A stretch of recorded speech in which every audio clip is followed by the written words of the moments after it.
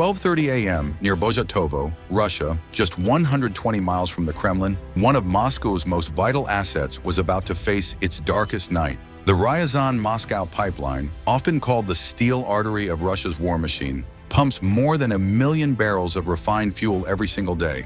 Nearly 30% of the gasoline and jet fuel that keeps Russia's tanks rolling and aircraft flying flows through this massive lifeline. To the Kremlin, it was a $3 billion strategic treasure. To Ukraine, it was a single point of failure and an opportunity too great to ignore. This wasn't a haphazard raid. For weeks, Ukraine's military intelligence, aided by satellite reconnaissance and electronic intercepts, had mapped every inch of the pipeline and every defense system guarding it. The weak spot wasn't inside Moscow, but here near Bozhatovo, where terrain and fog offered cover and the Russian guard had grown complacent.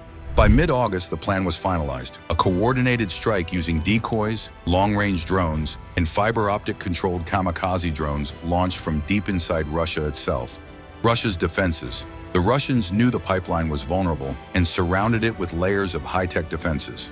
The powerful S-400 Triumph air defense system, capable of spotting fighter jets 250 miles away, formed the backbone of the shield. Supporting it were Panzer S one-gun missile batteries, designed to shred drones and cruise missiles at close range. On top of that, Krasuka 4 electronic warfare system blanketed the skies with jamming signals over a radius of nearly 200 miles. To any analyst, this was one of the most heavily defended patches of Russian airspace outside Moscow itself. But therein lay the flaw. These billion-dollar systems were designed to fight large, high-flying targets. Against small, low-flying drones hugging the treetops at 130 feet, they were like a boxer swinging at shadows. Ukraine's planners knew it, and they prepared to exploit it. The Decoy Wave. On the night of August 25, 2025, the first move of Ukraine's aerial chess game began. At 11:15 p.m., under the cover of darkness and heavy fog, Ukrainian operators launched a swarm of 15 cheap Mugen 5 drones.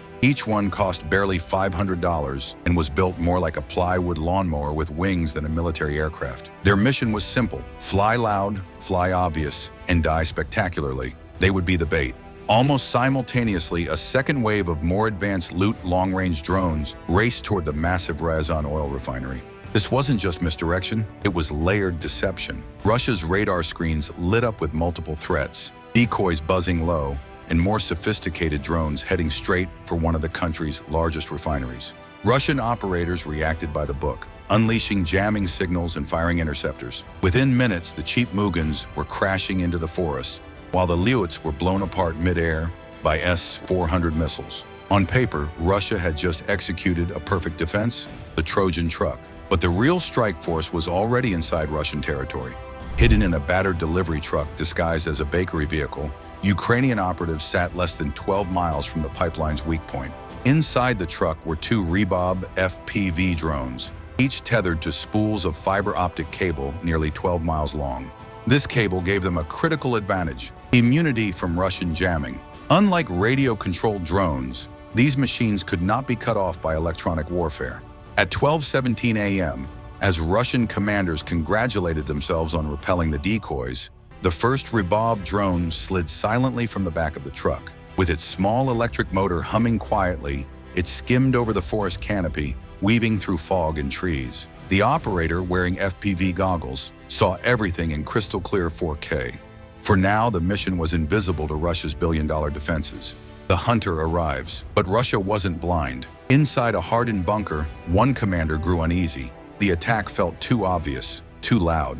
"This is a feint," he warned. His suspicion led to the launch of an Orlan 10 reconnaissance drone, equipped with a thermal camera designed to sniff out low-flying intruders.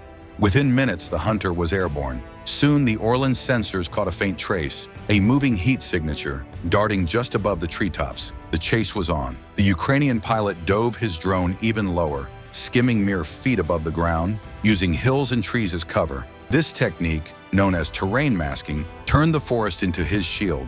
Every open field was a kill zone, every clearing a gamble with death.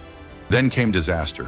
The Ukrainian drone survived a missile fired by a Panzer S-1, but the evasive maneuver snapped its fiber-optic tether. The connection was severed. The first Rebob plowed into the countryside, lost. Worse, the dangling cable now pointed like a trail straight back to the launch truck. The mission was in jeopardy. Desperation launch. Inside the truck, chaos erupted.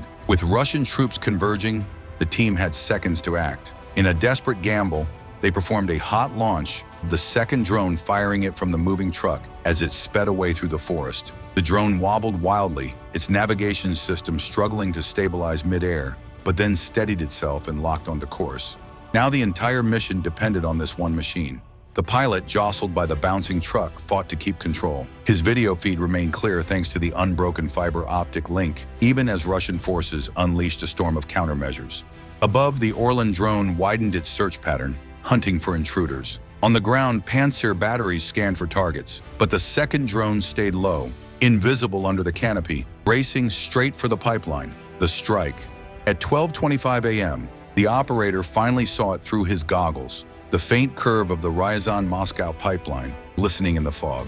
He locked on. 3 seconds later, the drone slammed into the steel artery with its 2-pound shaped charge. What followed was not just an explosion, it was a firestorm. High-pressure gasoline vaporized into a massive fuel-air bomb, igniting into a towering fireball nearly 300 feet high. The shock wave ripped through the countryside, tearing open a 200-foot section of pipeline. The night sky lit up like dawn as flames roared into the heavens. Inside the fleeing truck, the Ukrainian pilot couldn't see the blast, but he felt it. The shock wave slammed the vehicle like a giant's fist, nearly throwing it off the road. They had done it. The pipeline was destroyed. The aftermath. For hours, the inferno raged, fed by unstoppable torrents of fuel.